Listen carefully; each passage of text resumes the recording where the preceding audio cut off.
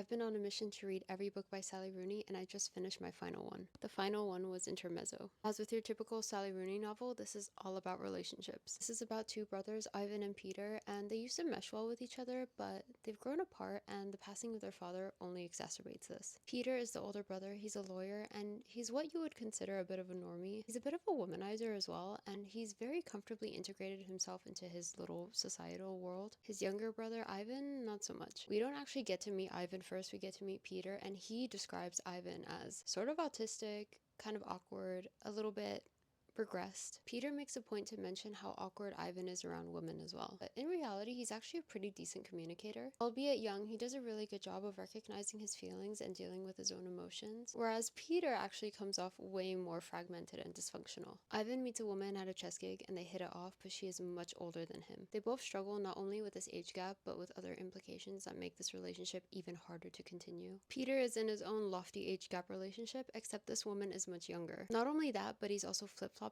between this new younger girl and his first love, who pushed him away due to a really big life event. In short, it's about two brothers who just cannot sort themselves out and seem to speak different languages. I really don't know how I feel about Intermezzo. I am not a fan of elliptical writing. Having elliptical writing mixed in with this choppy stream of consciousness, it was really taking me out of the story a lot of times. For instance, instead of saying he put a cigarette in his mouth, it would be like, puts a cigarette in his mouth. And I'd be like, who? To me, it felt like Sally Rooney was really trying to see how far she could go stylistically and in character development. I think that's the crux of reading books by Sally Rooney, because sometimes you're very aware of the author rather than just what you're reading. A way to describe this is, despite Donna Tartt being so famous, when I read The Goldfinch, I'm not focusing on Donna Tartt, I'm focusing on Theo and his life. With Intermezzo, I think I was more focused on Sally Rooney than Peter and Ivan. I think the combination of lacking immersion and then how long this book actually is, it's her longest book, it really dragged. Also because Peter and Ivan are stuck in this torturous negative feedback loop of just being the most immature idiots. Especially Peter, like this is Peter. But yeah, I don't know, it was just different. But if Intermezzo was a song, I think it would be Limbo by Keshi. See you tomorrow.